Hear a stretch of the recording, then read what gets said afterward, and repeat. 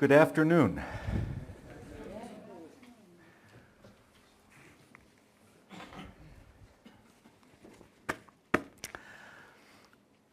I'm hoping to have a little fun here. It's a subject, the subject we're going to approach will not have a definitive answer, but I wanted to share some data with you so that you get to see a little bit behind the scenes what people do, particularly in the Jerusalem school, as they approach gospel texts. And the subject of the resurrection has traditionally been full of pitfalls. We have 4 accounts, and the 4 accounts pretty much read at odds with each other. What happens when we read the 4 accounts with what we might call a Hebraic approach? And that leads to the title of this lecture/teaching, although we're not going to take questions that we would in a normal teaching session. A Hebraic approach to Luke and the resurrection accounts, still needing to redo Dalman and Moulton. In your handout, which is 5 pages, and for those following on video or listening to this, I will try to read the pieces of the handout clearly so that they can follow along because they won't have a handout. The very first item you see, it says, translators and commentaries have split over how to read Matthew 28:1. Opsede savaton te epiphoskuse is mian savaton. Roughly translated, later than Shabbat, or late in the Shabbat, at the dawning to the first of the week, or first of Shabbat. A.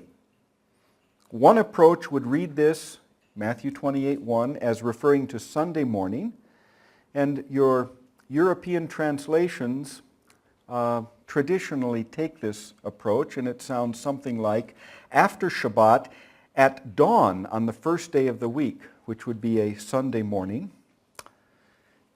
This becomes a kind of paraphrase of Mark 16:2, ke lian proi te mia ton savaton, anatilandos te elio. And very early on the first of the week, after the sun had risen. So that's approach A. That is that Matthew 28:1 is referring to Sunday morning just like Mark is referring to Sunday morning. Mark clearly is referring to Sunday morning by mentioning the rising of the sun. And approach B, a second approach, is that this is a reference to Saturday evening in Matthew 28. After the Shabbat, late on the Shabbat, at the beginning of the first day of the week.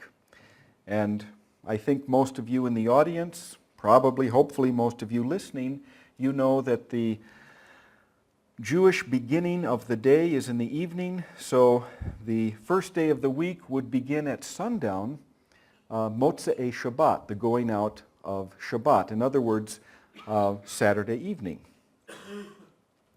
Now, this reference to the coming evening after the Shabbat is based on a clear usage of a rare Greek verb at Luke 23:54, as well as an old suggestion that behind this is either a Hebrew or an Aramaic idiom. Now, what is the verb? If you look at the top of your handout again, you can almost read the Greek, epiphoskuse. That Greek verb, epiphoskuse,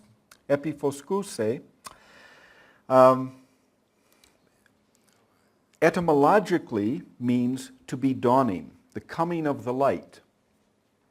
And so people have often referred it to the Sunday morning. But that same verb is used in Luke 23:54. We'll get to see it again a little bit later. In 23:54 of Luke, it refers to the time after the crucifixion and before the beginning of the Shabbat. And it says the women were watching what was going on, and they had to stop what they were doing and go home because of the dawning of the Shabbat. So on Friday evening, Luke uses this very idiom. Friday evening, at the dawning of Shabbat, he uses a Greek verb that sounds like sunrise, but obviously is not sunrise. So the women on Friday evening after the crucifixion, they hurry home because they don't want to be out on Shabbat. It's forbidden to do work. There's nothing more they can do. They go home because the Shabbat is dawning. Of course, that means sundown. Now, George Foot Moore, in your handout, was not the first, but he provided a lengthy discussion of this idiom. He's a Jewish scholar writing about 100 years ago. And he noticed this idiom in Matthew 28:1 and recognized that behind this you could explain this idiom with both Hebrew and Aramaic. And he even outlined what they could be. I've got it in your handout. The Hebrew would be something like B'motzei Shabbat or le'ahad b'Shabbat. On the goings out of the Shabbat, light to the first day of the week. And the Syriac Gospels unambiguously begin with in the evening. And I've listed them there for you. I won't read them. Now, there's doubt about this second interpretation, the Saturday evening interpretation. And basically because the Greek idiom has light in it. Now, there are no clear references to epiphoskin referring to the evening in pre-Christian Greek literature. Our Gospels are in Greek. Matthew is written in Greek. And then reading from your handout, in fact, the exact word epiphoskin referring to the evening, the exact word may be unattested in pre-Christian Greek. There's another, like a dialectical variant of this word that's more common, but this exact word does not occur. It's not attested in pre-Christian Greek. We can assume it was normal Greek, but we don't have it attested. Now, structurally, this verb, epifoskin, does not exactly match either the Hebrew or the Aramaic structure, because in Hebrew, the structure that I just read, or le'ahad, light to the first, is using a noun. In Greek, we have a verb. There is a Hebrew idiom that we'll come to in a minute. Before we do, though, I want to read a Christian commentator on this problem. And that's towards the bottom of your handout on page 1. It says, "We agree with Matthew Black's judgment. A Jewish reader of Matthew 28:1 would certainly understand te epifoskuse, on the drawing on of the first day of the week, on the late evening of the Shabbat." The same late evening of Shabbat would mean Saturday evening. The same applies to Luke 23:54, where it's the late Friday evening. Same idiom, late Friday evening. Now I mentioned that the Greek structure is a verb and the Hebrew structure is a noun. It's a little bit strange. What would this mean? It would mean, one, we're dealing with something of a rare structure. Even in Hebrew, imagine calling the beginning of a day, which is evening, calling it light. It's strange. And we might be able to explain why they chose a rare Greek verb simply by the uncommonness of it, the uncommonness of the Hebrew structure being matched or mimicked by the uncommonness of the Greek structure. So, I promised to give you some data because I was thinking about how to present this to you, and I thought, well, I could preach a sermon and just tell you all my conclusions. But then you'd go home and all you'd be able to do is say, so-and-so told us that this is what he thinks the situation is. And I thought, no, I will give you the data. Hopefully, it will encourage some of you to go on and maybe learn Hebrew if you don't already know it. Or if you know it a little bit, encourage you to dig a little bit deeper. In any case, to recognize that it's not a question of quoting authorities. Here's my favorite authority, I quote him. Maybe you'll like what I say and you'll say, oh, Dr. Buth in Jerusalem said it was this or this. It's not to quote the authority, it's to look at the data and to weigh it. So anyway, here's our first example in Hebrew that we have attested of this idiom, and it happens to come in the Mishnah. Now the Mishnah is an important document because it is the first writing down of the oral tradition. Happens to be 200 CE AD, but it's the beginning.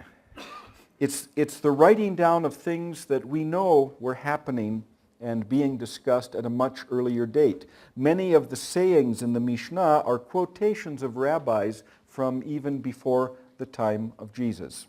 So they may quote Hillel in the Mishnah from a generation before Jesus. So even though the writing down is later, the discussions were going on earlier. And as you see in the first one, Or ל-14 בודקים את החמץ לאור הנר. And a little bit later, לא בדק אור 14, יבדוק ב-14. From your translation, at light, that is the beginning of the 14th of Nisan, one searches for leaven by the light of a lamp. If one did not search at the beginning of the 14th, let him search on the 14th itself. What is this talking about? Or ל-14, light to the 14th, means at the beginning of the 14th. And it's talking about the evening. This is our first attestation of the idiom in Hebrew of using light as a metaphor for the beginning of the day, the evening. late Friday afternoon, just before the beginning of the Shabbat, and I have the quotation there for you. And if you look through the first line, ke emera ein paraskeves, ke savaton epephosken. Epephosken is the same verb that's being used by a different gospel writer, Matthew. Luke is not talking about the resurrection here. He's talking about the Shabbat, but it's the same verb. Luke, everyone recognizes, is referring to the evening. There's no question there. Now, so far so good, but we have another problem. And it's on your handout. If we assume that both Matthew and Luke are transmitting a source as they have received it, it tells us a couple of things. One is that source had to be Greek. Why? Because the idiom in Hebrew is very rare, and it's also quite different structurally from the Greek verb that's used. It's not probable that two translators would independently produce the same correlation. If you have something complicated on one side and give it to two different people, and they have to restructure it in order to communicate it, you can't predict that they would both choose the same rare reconstruction in the other language. It means the source came to them in Greek. Both Luke and Matthew received the source in Greek. They've got this Semitic idiom, or le, light to this day, already put over into Greek with this verb, epiphoskin. There's a second problem that comes up with that. Not only do we get to learn that the source is coming to them in Greek, we also get to learn that in that source, this strange idiom was used twice. Well, where do we get that from? Because in Luke, it's referring to Friday evening, and in Matthew, it's referring to Saturday evening. And so it means if they have a shared source that has already incorporated this idiom before they get a hold of it, that source had it twice. Friday evening and Saturday evening. Luke preserves Friday evening, Matthew preserves Saturday evening. And so we ask ourselves, is that probable? Not only do you pull out of your hat a rare idiom, now you tell us that the source has it twice. The same document. And good question to ask. So, we've asked it. Now let's try to answer it. How can we answer a question like that? Would a source have done this twice? And part of the answer is from the Mishnah that we just read. Look in your handout, page 2, number 1. It says the Mishnaic account uses the idiom twice when describing Passover week. So the first time it even gets written down in the Mishnah, that idiom gets used twice in the same document. So we don't have to say that stylistically there's something repugnant about using the idiom twice. It's acceptable. At least it was acceptable in Hebrew to the writers of the Mishnah.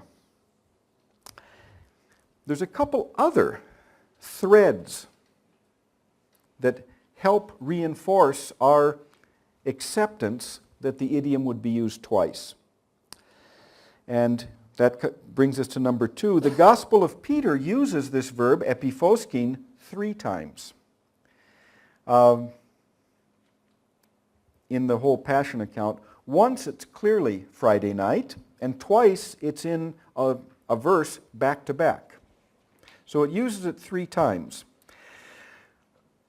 It isn't necessarily independent, though, because it's possible that the Gospel of Peter has simply woven Matthew and Luke together and taken this idiom, epiphoskin, and applied it to his Gospel account.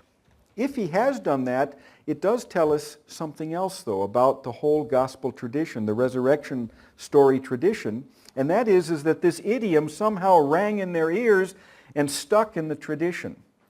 And that also happens when certain idioms catch people's ear, their imagination, they can often be captured and passed on in the tradition.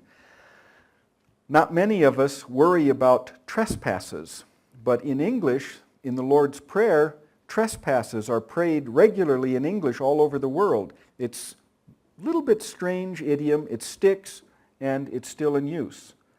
Forgive us our trespasses as we forgive those who trespass against us. Just an example of how an idiom will catch and stick. And the Gospel of Peter shows us this dawning idiom entering the early Christian resurrection story tradition. Finally, there's a third piece of evidence that lets us think that there was a real Hebraic source behind these different accounts. And this third piece of evidence is going to require that we dig rather deeply together. And it brings us back also to the title of this paper, Needing to Redo Dalman. There is evidence in Luke that he had a Hebraic source behind his resurrection account, and we're going to look at it together. And it's going to stretch some of you, so get ready to be stretched. Luke 24, 1 through 4 has the idiom ke'egeneto. Ke'egeneto means and it happened. It's one of those things that a lot of people associate with biblical English or biblical anything. When you translate into a language and you take a particular Hebrew idiom, it happens to be Hebrew and not Aramaic, and it happened that in the such and such a time that something else happened. That's an idiom. And so, and it, in English, now I remember, and it came to pass, etc., etc., etc. And it happened that, etc., etc., etc. A very noticeable Hebraic idiom. It's noticeable even in the Septuagint. When Hebrew was translated into Greek, people could see that idiom. And so scholars have often thought that when they find that idiom in Luke, it doesn't represent a Hebrew source. They think it represents something that Luke, a style that Luke learned by reading the Greek Old Testament. And after reading that for many a year, when he's writing his own account, he mimicked that style. He used that style. It's called Septuagintalizing or biblicizing his account. And that has become the standard way to view Luke in or within New Testament scholarship, and a lot of it goes back to a man named Gustav Dalman, who a little over 100 years ago wrote some things about this idiom that have been accepted and are still echoed today, unfortunately without reevaluating what he did, because we're going to find out that he missed the evidence. He simply miscategorized it. So here is his quote. I will read it in English, but you have it in German in front of you. So whoever would collect proofs for a Hebrew source gospel should first start with ke'egeneto. And I agree. Egeneto is a natural place to start, this idiom, and it came to pass. Now, Dalman was baiting his reader. When he said that, you've got to start with ke'egeneto, and it came to pass. A little bit later in the same book, he said,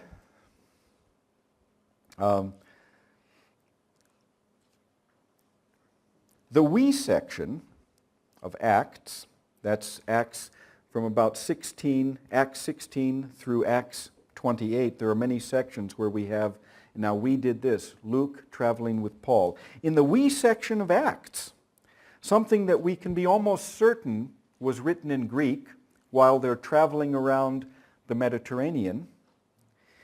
Even in the we sections of Acts, where Luke is writing, where we can be as much certain as it's possible to be certain about antiquity, there's no Hebrew source. And yet, Dalman claims, even there, we find the idiom. In his words, the we section is not free from ke'egeneto. See Acts 21.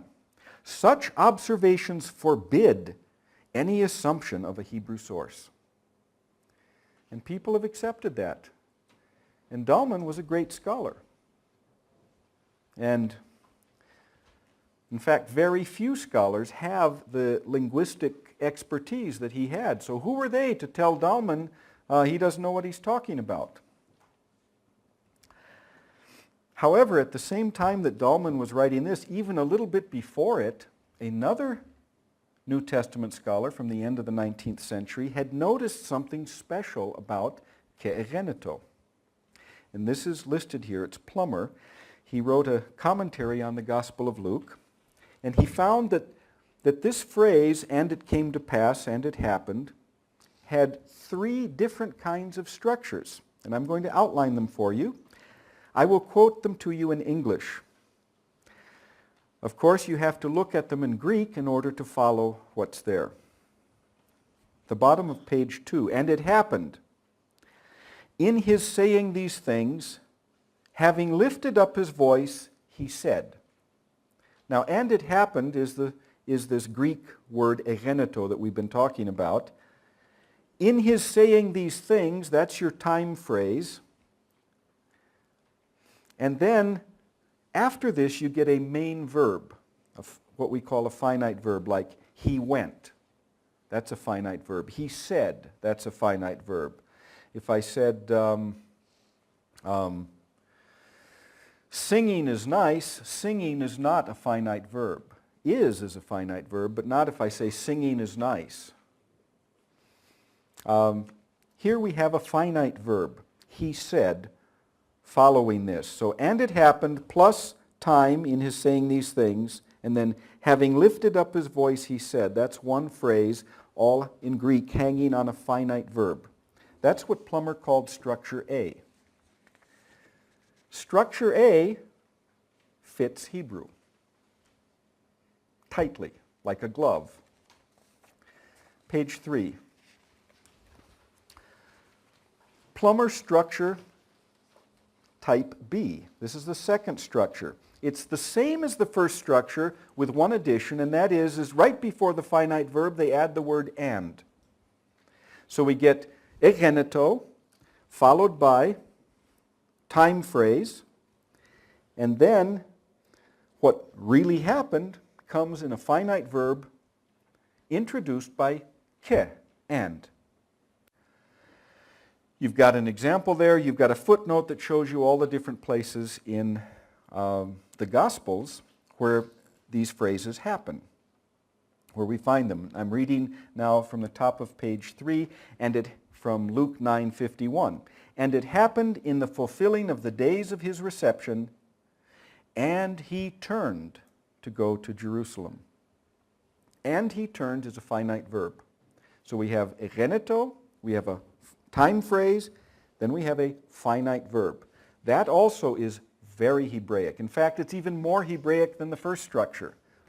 Both of them occur in the Septuagint. But here's the rub, the point of friction with Dalman's analysis, and that comes in the next structure, which is listed here as type C. And this type C structure is not Hebraic. Look at it carefully. We have a egeneto, and it happened. And we have a time phrase. That part's the same. But when it comes to getting to the main point of the sentence, the main point does not come in a finite verb, but it comes with an infinitive. Your subject ends up, in Greek they call it an accusative. That can be irrelevant for you that don't follow Greek. But the point is, it is not a finite verb. It is structurally distinct, and anyone can see and follow this if you carefully delineate what's in front of you. Plummer did. Plummer nicely categorized these, and these have been echoed throughout New Testament scholarship, in Greek grammars, in commentaries on Luke. They often will quote what Plummer has done here, but they won't ask the important question. How does this affect your judgment of Luke? And the question of whether Luke is using a Hebraic source or not. They assume Dalman was right. Let's look a little more carefully. I'm going to read a translation from Type C so you can hear it. And I've translated very literally so that you can hear the structural difference.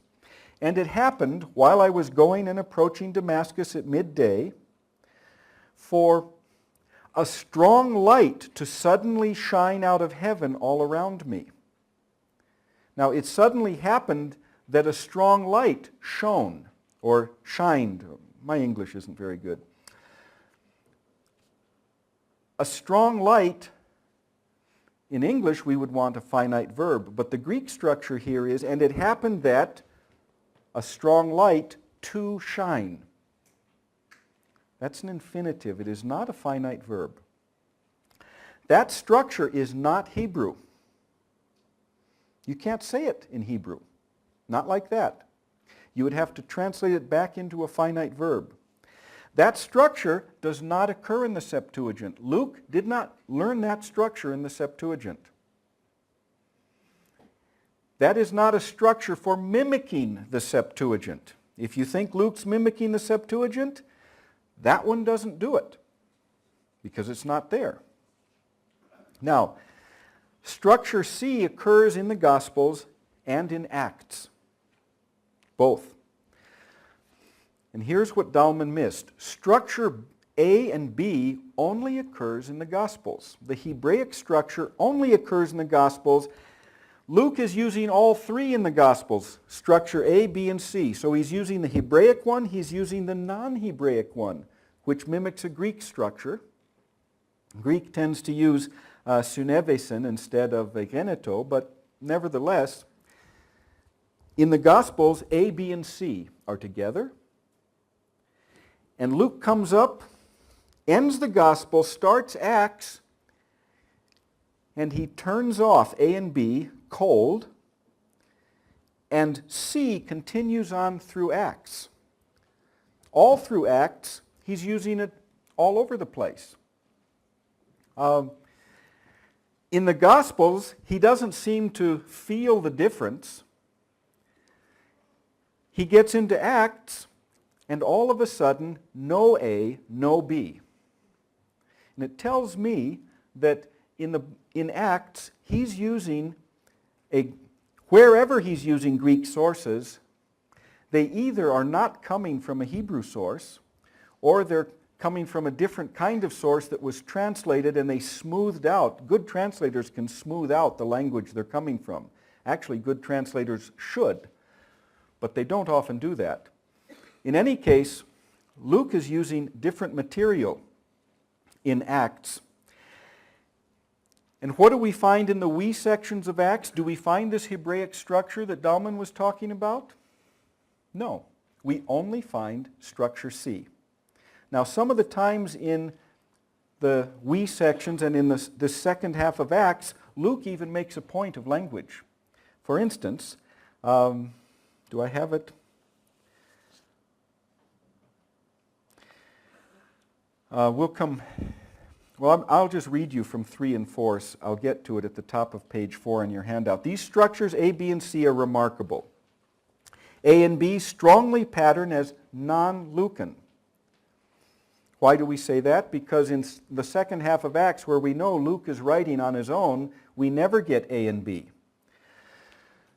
The Semitic structures A and B never occur in first Acts, that's the first half, outside of Codex Bezae. There is one Greek manuscript that uses it once and only in the first part of Acts. Maybe it's twice, I forget. But it's only one manuscript. And they never occur in second Acts in any text. Luke does not appear to choose to use these structures A and B on his own. And we need to explicitly point out this basic observation because the opposite is so often assumed. Structure C, the non-Semitic structure, call it the Greek structure, patterns as Lucan and occurs many times in Acts, especially second Acts. Now, I've got a footnote there for you because a grammarian writing about a quarter of a century, maybe 30 years ago now, says, the construction with the infinitive occurs very rarely in non-biblical authors, but the preponderance of the strictly Hebraic construction in Luke Acts, and I put sick in there, that means thusly. Note what he's just done. He's talked about the preponderance of the Hebraic structure in Luke and Acts as though the Hebraic structure occurs in both. That is a misquote of the evidence. It shows the inclination, though, of the way scholars view things. It indicates that even when Luke sometimes uses the infinitive construction, he is still writing biblical Greek influenced by the Septuagint. And then he gives some quotes from the second part of Acts. That is not the Hebraic structure. And he knew better because he also quoted Plummer and showed the three kinds of division, but when he digested it and passed it on and made his conclusion, he wrote as though the Hebraic structure occurred in both. Not true. The consistent distinction between the structures A and B versus C undermines the frequently heard thesis that Luke was systematically trying to imitate the style of the Septuagint. On the one hand, Luke wasn't so systematic. He allowed C in the Gospel several times. And we have to ask a question. If a Semitist and grammarian of Dalman's stature, if he did not bother distinguishing A and B from C, who would expect Luke to do so, or his audience? In addition, if Luke were the one producing all the structures A, B, and C in his Gospel, then he was probably unconscious of material distinction between them. But this flexibility between A, B, and C is stopped abruptly and absolutely when Luke crosses into Acts. Structure C continues, taking over A and B so that structures A and B disappear. And there's an excellent place to see this. Acts 22, Paul is being arrested on the mountain, and Luke makes a point of saying Paul was speaking to them in Hebrew. He used the word for Hebrew, by the way, and not the Greek word for Aramaic, which also exists in the Greek Bible. In two places in that speech, Luke uses egeneto, but in both places he uses structure C. He does not use structure A or B. So this restriction in Acts to only structure C should have been highlighted in New Testament studies, but in fact they were misquoting from Dalman and on. They've been misquoting as though Luke did use the Hebraic structure in Acts. He didn't. He just didn't. It's a misquote of the evidence. So, the three structures taken together lead to the following conclusions at the bottom of page 4. I've got a lot of footnotes for you to take home and read. Hope you enjoy them. Luke's preferred style was C. Point 2. Luke was willing to accept structures A and B. And that's helpful in 33 places in his gospel. That is, it's pointing to a source. When you see A and B, you're looking at a source that Luke is accepting in Greek from his sources. But Luke didn't like, point 3, Luke did not like egeneto with a finite verb well enough to incorporate it into his own written style. You never see it in Acts. And 1 through 3 lead to 4. They suggest that a written Hebrew source is somewhere in the background of Luke's Greek gospel sources. The Hebraic source is not Mark or Matthew because this structure doesn't show up there. And the source or sources may extend from Luke 1 all the way to 24. In other words, the Hebrew source is massive. Probably a whole biography of a life of Yeshua, which in Hebrew would be Divrei Yeshua, or could be Divrei Yeshua, which sounds very close to Papias when he says the sacred words in Hebrew. the sacred words of the Lord in Hebrew, referring to the gospel.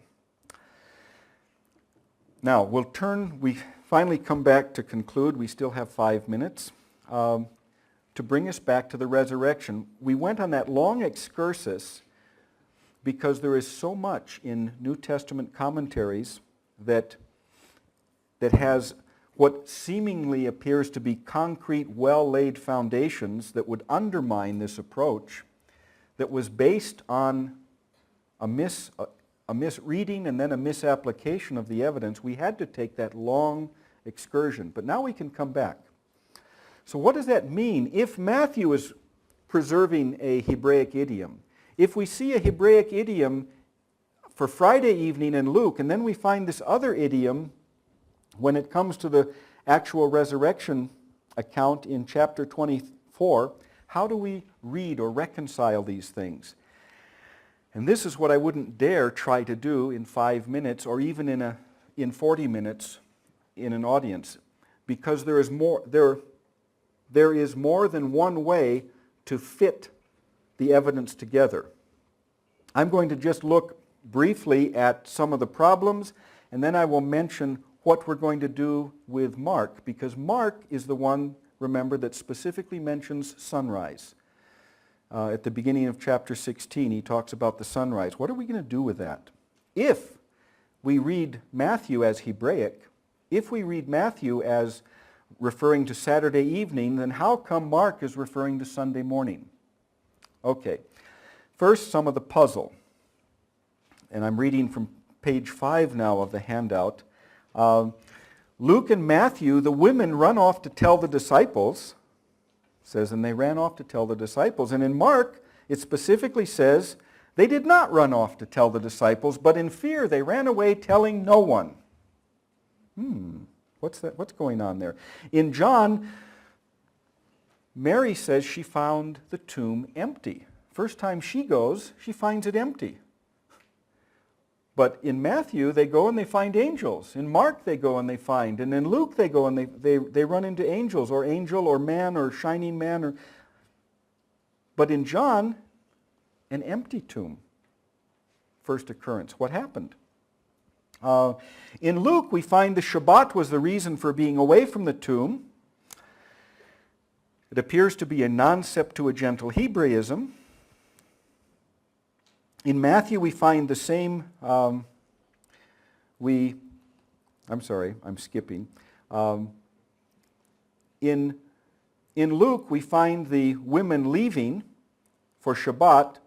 The implication is when the Shabbat's over, they're going to come back. And in Mark, we do get a reference to the women going out to buy spices on Saturday evening. Then in Matthew, another little puzzle, we have women talking to angels while apparently the soldiers are out cold between them. No reference to the soldiers. While the angels and women are talking, it's as though the soldiers don't exist, which is strange. What's going on? And I'll just skip down and mention 3 possibilities. There are 3 ways to account for the differences. One would be to say, maybe Mark misunderstood the idiom. Maybe he saw this kind of source that Matthew saw. He sees this idiom for the Shabbat, or the first day of the week, to dawn. And Mark thinks, dawning, well, that's the sun. So he rewrites it and puts the sun in. That's what George Foot Moore thought. It's logical, but it assumes ignorance on the part of the ancient author. And I've learned over a lot of experience that the ancient authors usually knew this material better than the modern ones do. Shock. They're fluent in these languages really, really well. I always doubt myself whenever I suspect the ancient author didn't know what he was doing. I say, whoops, maybe I don't know what I'm doing. Is there another explanation?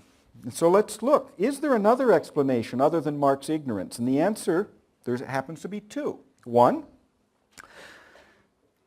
perhaps Mark purposely put it Sunday morning. Similarly to the way the crucifixions are different. If you read the Synoptic Gospels and John, you will find that it's very difficult to reconcile them, and a lot of scholars think that John has purposefully rewritten the crucifixion a day early so that Jesus becomes the Passover lamb. Whether you accept that or not, it is a problem, and we do have examples of things moving around. You can compare the driving the people out of the temple and the order that you find it in the Synoptic Gospels, even between Matthew and Mark. If you take the cursing of the fig tree and the driving out of the temple, you'll find that they're flipped. If you compare that to John, you'll find that there's a driving out from the temple almost at the beginning of the Gospel. So it does look like Gospel writers sometimes reordered events. Perhaps Mark purposely reordered so you got this nice metaphor of sunrise, new age, new dawn, resurrection, and he puts it Sunday morning. That was number 2. Possibly. There's another one, and that is, we can assume perhaps that the women visited the tomb twice. If they visited Saturday night and they found nothing there, just like John says the first visit has Mary finding nothing, put yourself in their shoes. What would you do? It's Saturday night, you didn't finish the body, you run off, you get to a tomb, and it's empty. Well, what do? The guys are all hiding. It's nighttime. The Roman governorship is closed for business. You don't run off to the Roman governor. Besides, he might throw you in jail. You have no idea that there's been a resurrection. You don't know what's going on, and it's dark, and it's night. You're thoroughly confused. What do? You go home. You say, let's get up really early and try this again. So they go home, and they try it again, and they do a second visit. This time they run into some angels. This time they've actually got something to say. This time they can go and hunt up the disciples and be considered babblers and reporters of strange events, etc., etc. It means that our gospel accounts are preserving the confusion correctly. They're preserving the fact that the resurrection message started on Sunday morning.